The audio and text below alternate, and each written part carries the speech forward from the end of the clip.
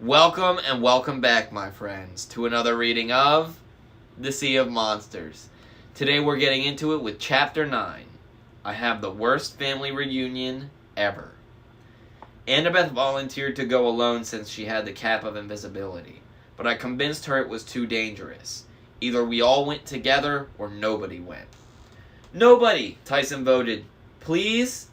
But in the end he came along, nervously chewing on his huge fingernails. We stopped at our cabin long enough to gather our stuff. We figured whatever happened, we would not be staying another night aboard the zombie cruise ship, even if they did have $1 million bingo. I made sure Riptide was in my pocket and the vitamins and thermos from Hermes were at the top of my bag. I didn't want Tyson to carry everything, but he insisted, and Annabeth told me not to worry about it. Tyson could carry 3 full duffel bags over his shoulder as easily as I could carry a backpack. We sneaked through the corridors, following the ship's "You Are Here" signs toward the Admiralty suite. Annabeth scouted ahead invisibly. We hid whenever someone passed by, but most of the people we saw were just glassy-eyed zombie passengers. Excuse me. As we came up the stairs to Deck 13, where the Admiralty suite was supposed to be, Annabeth hissed, "Hide!" and shoved us into a supply closet. I heard a couple of guys coming down the hall. "You see that Ethiopian Draken in the cargo hold?" one of them said. The other laughed. "Yeah, it's awesome." Annabeth was still invisible, but she squeezed my arm hard. I got a feeling I should know that second guy's voice. "I hear they got 2 more coming," the familiar voice said.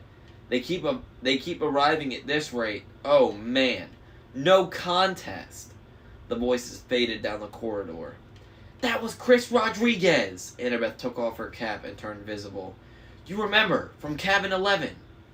I sort of recalled Chris from the summer before. He was one of those undetermined campers who got stuck in the Hermes cabin because his Olympian dad or mom never claimed him. Now that I thought about it, I realized I hadn't seen Chris at camp this summer. What's another half-blood doing here? Annabeth shook her head, clearly troubled. We kept going down the corridor. I didn't need maps anymore to know I was getting close to Luke. I sensed something cold and unpleasant. The presence of evil. "Percy," Annabeth stopped suddenly. "Look." We stood in front of a glass wall looking down into the multi-storied canyon that ran through the middle of the ship.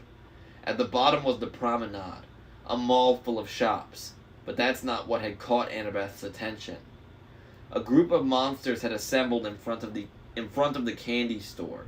A dozen Laestrygonian giants, like the ones who'd attacked me with dodgeballs, 2 hellhounds, and a few even stranger creatures. Humanoid females with twin serpent tails instead of legs. "Scythian Dracana," Annabeth whispered. "Dragon women."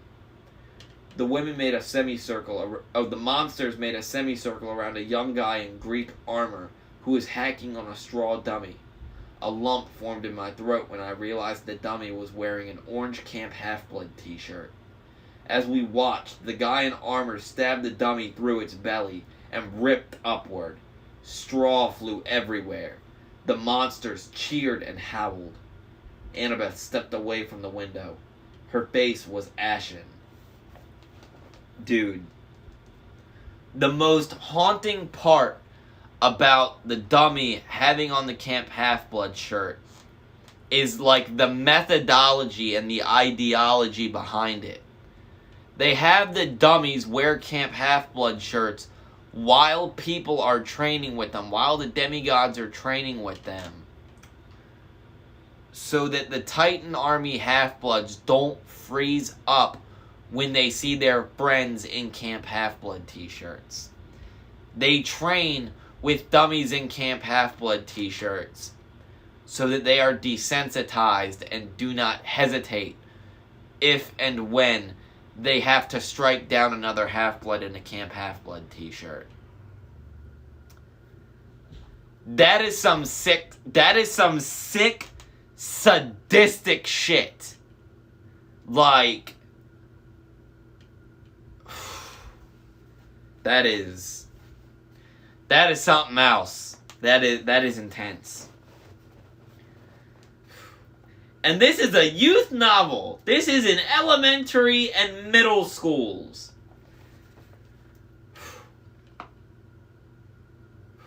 Alright, hold up. Where'd I leave off? Here we are. Come on, I told her, trying to sound braver than I felt. The sooner we find Luke, the better. At the end of the hallway were double oak doors that looked like they must lead somewhere important. When we were 30 feet away, Tyson stopped. Voices inside. You can hear that far? I asked. Tyson closed his eye like he was concentrating hard. Then his voice changed, becoming a husky approximation of Luke's. The prophecy ourselves. The fools won't know which way to turn. Before I could react, Tyson's voice changed again, becoming deeper and gruffer, like the other guy we'd heard talking to Luke outside the cafeteria. You really think the old horseman is gone for good? Tyson laughed Luke's laugh. They can't trust him. Not with the skeletons in his closet.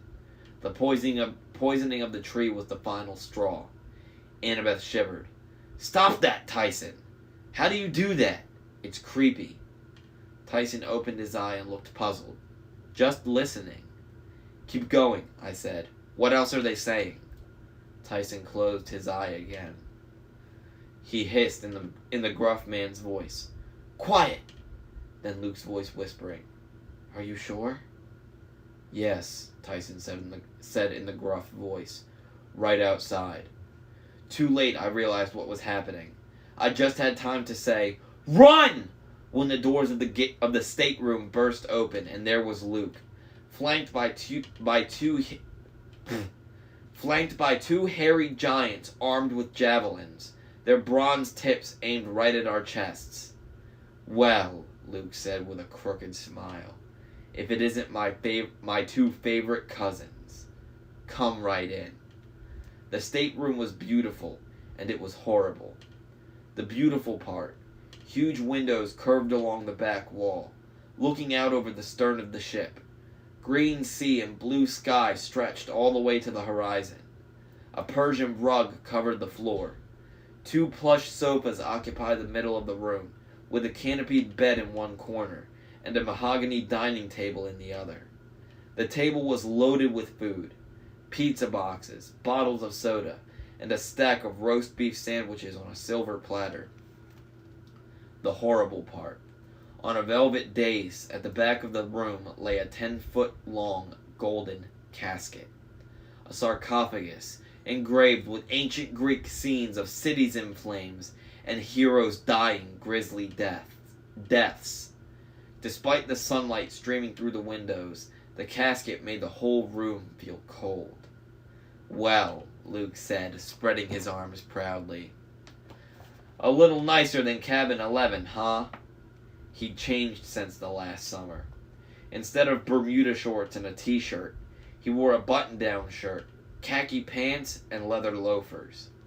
His sandy hair, which used to be so unruly, was now clipped short. He looked like an evil male model, showing off what the fashionable college-age villain was wearing to Harvard this year. He still had the scar under his eye, a jagged white line from his battle with a dragon, and propped against the sofa was his magical sword, Backbiter, glinting strangely with its half-steel, half-celestial bronze blade that could kill both mortals and monsters. Now listen, I'm not sure if Backbiter is half, what is it, iron, half steel? I forgot that quick. Half steel and half celestial bronze, I forget how they describe it. If it's one edge is steel and the other edge, because it's a two double-edged sword, if each edge is a different material, or if, each edge has a mixture of both, that way, it cuts regardless. But if it's the latter, and it's, one blade is steel and the other blade, or edge rather, is celestial bronze, that is a testament to Luke's skill, because edge alignment, being such a skilled and talented swordsman, to where your edge alignment, your ability to keep your edge aligned is that accurate, that pinpoint, that is an insane level of skill and mastery. So if that is how Backbiter is smithed, if that's how it is crafted, with one edge is this material and the other edge is this material, that just goes to show how talented of a swordsman Luke truly is.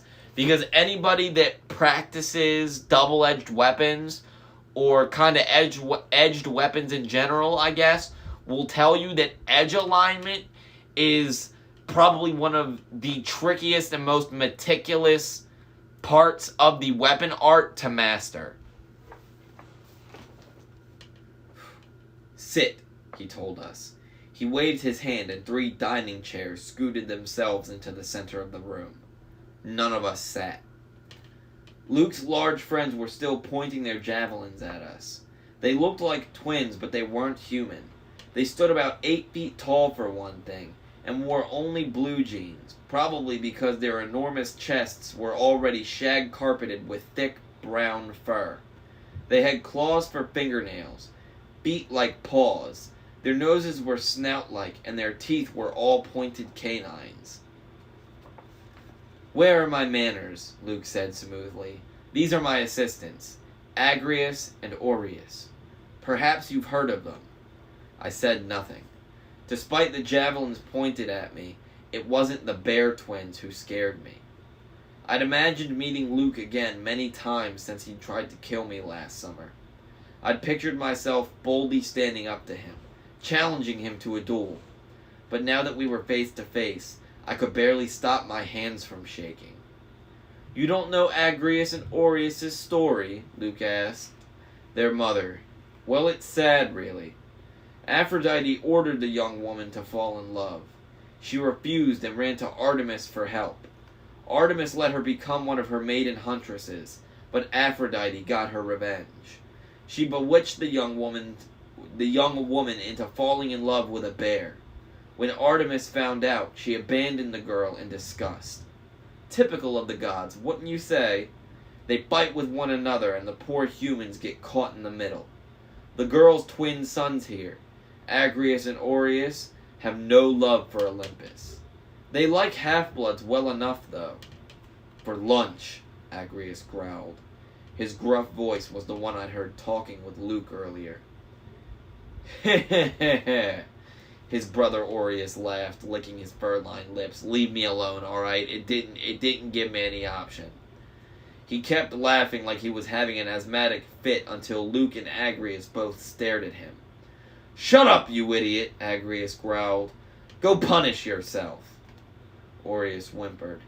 He trudged over to the corner of the room, slumped onto a stool, and banged his forehead against the dining table, making the silver plates rattle. Luke acted like this was perfectly normal behavior. He made himself comfortable on the sofa and propped his feet up on the coffee table. "Well, Percy, we let you survive another year. I hope you appreciated it. How's your mom? How's school? You poisoned Talia's tree." Luke sighed. "Right to the point, eh?" "Okay, sure, I poisoned the tree. So what?" "How could you?" Annabeth sounded so angry I thought she'd explode. "Talia saved your life! Our lives! How could you dishonor her?" "I didn't dishonor her," Luke snapped. "The gods dishonored her, Annabeth. If Talia were alive, she'd be on my side." "Liar!" "If you knew what was coming, you'd understand." I understand you want to destroy the camp," she yelled. "You're a monster." Luke shook his head. "The gods have blinded you. Can't you imagine a world without them, Annabeth? What good is that ancient history you study? 3,000 years of baggage. The West is rotten to the core. It has to be destroyed. Join me. We can start the world anew.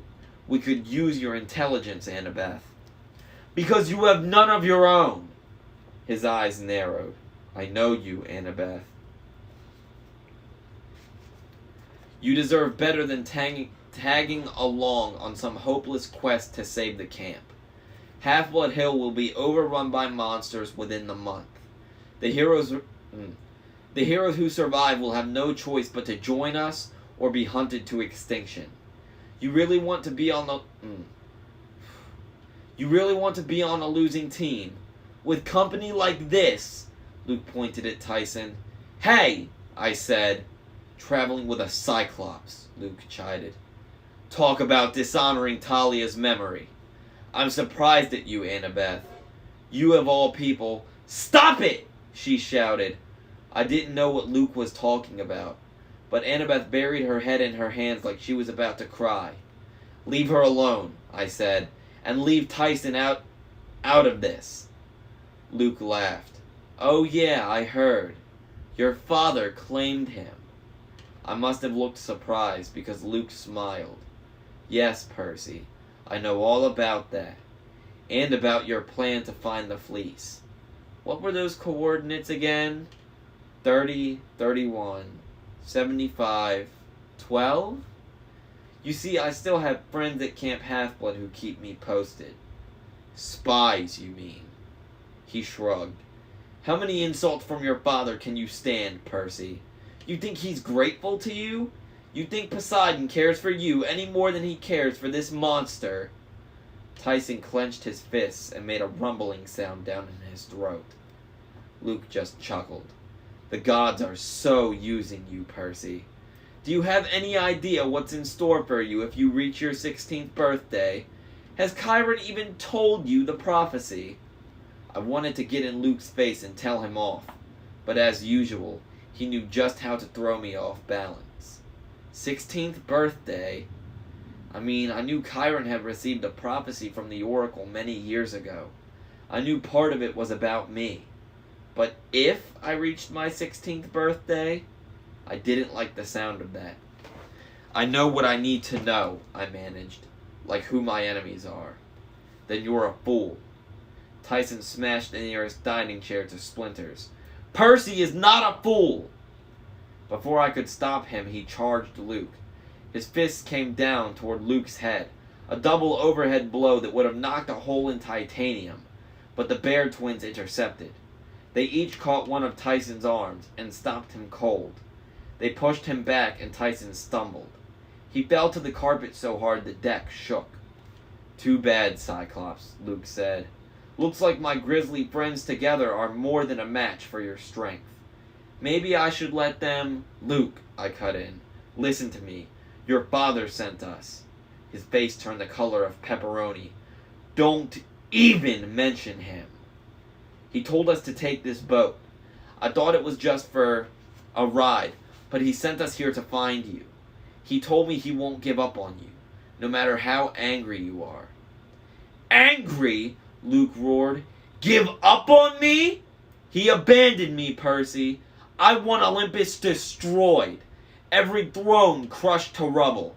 You tell Hermes it's going to happen too. Each time a half-blood joins us, the Olympians grow weaker and we grow stronger. He grows stronger. Luke pointed to the gold sarcophagus. The box creeped me out, but I was determined not to show it.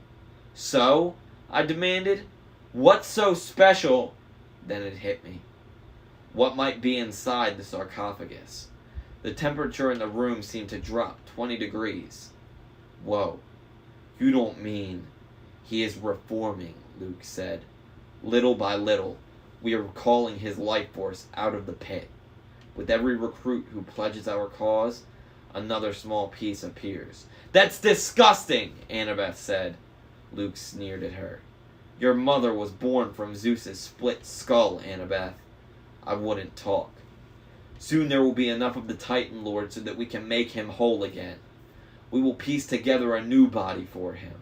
A work worthy of the forges of Hephaestus. You're insane, Annabeth said. Join us and you'll be rewarded. We have powerful friends, sponsors rich enough to buy this cruise ship, and much more. You can buy her a mansion. You can have power, fame, whatever you want.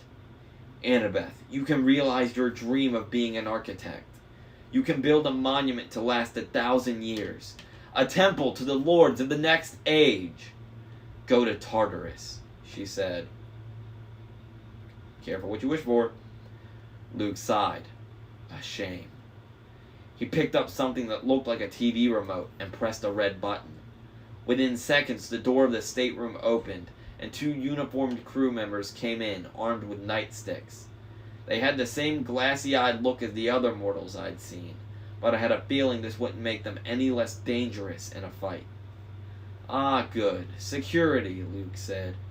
I'm afraid we have some stowaways. Yes, sir, they said dreamily. Luke turned to Aureus. It's time to feed the Ethiopian draken. Take these fools below and show them how it's done. Aureus grinned stupidly. Hey. Let me go too, Agrius grumbled. My brother is worthless. That Cyclops is no threat, Luke said. He glanced back at the golden casket as if something were troubling him. Agrius, stay here. We have important matters to discuss. But, Aureus, don't fail me. Stay in the hold to make sure the draken is properly fed. Aureus prodded us with his javelin and herded us out of the stateroom, followed by the 2 human security guards. As I walked down the corridor with Aureus' javelin poking me in the back, I thought about what Luke had said. That the Bear Twins together were a match for Tyson's strength, but maybe separately.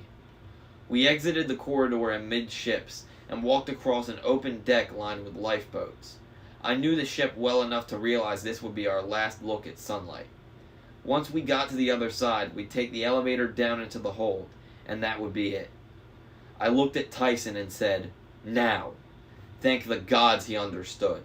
He turned and smacked Aureus 30 feet back into the swimming pool, right into the middle of the zombie tourist family. Ah! The kids yelled in unison. We are not having a blast in the pool. One of the security guards drew his nightstick, but Annabeth knocked the wind out of him with a well-placed kick. The other guard ran for the nearest alarm box. Stop him! Annabeth yelled, but it was too late. Just before I banged him on the head with a deck chair, he hit the alarm. Red lights flashed. Sirens wailed. Lifeboat! I yelled. We ran for the nearest one. By the time we got the cover off, monsters and more security men were swarming the deck, pushing aside tourists and waiters with trays of tropical drinks. A guy in Greek armor drew his sword and charged, but slipped in a puddle of pina colada. Laestrygonian archers assembled on the deck above us, notching arrows in their enormous bows. How do you launch this thing? Screamed Annabeth. A hellhound leaped at me, but Tyson slammed it aside with a fire extinguisher. Get in! I yelled. I uncapped the riptide and slashed the first volley of arrows out of the air. Any second we would be overwhelmed. The lifeboat was hanging over the side of the ship, high above the water. Annabeth and Tyson were having no luck with the release pulley. I jumped in beside them. Hold on! I yelled, and I cut the ropes. A shower of arrows whistled over our heads as we free fell toward the ocean. Well, first off, end of chapter 9. Bruh, how Percy slashed a volley of arrows out of the air fired by Laestrygonian archers with massive bows. The amount of, pressure, the drawback weight those bows must have, the velocity at which those arrows must have been moving, and he cut an entire volley of them out of the air. Bro, that arguably, that is as impressive as his feat of deflecting bullets. Just saying. Just putting that out there. Little bit of, little commentary to end the chapter. But, to all my guys watching on YouTube, thank you for checking out the video. I hope you enjoyed, and please feel free to help yourself to any of the preceding chapters in this playlist, as well as my chapters of The Lightning Thief that are also on this channel. As I said, I hope you enjoyed, and if you are so inclined, please consider subscribing as it helps support me and support the channel. But regardless, like I said, I hope you enjoyed one last time. Thank you for watching, and have a nice day.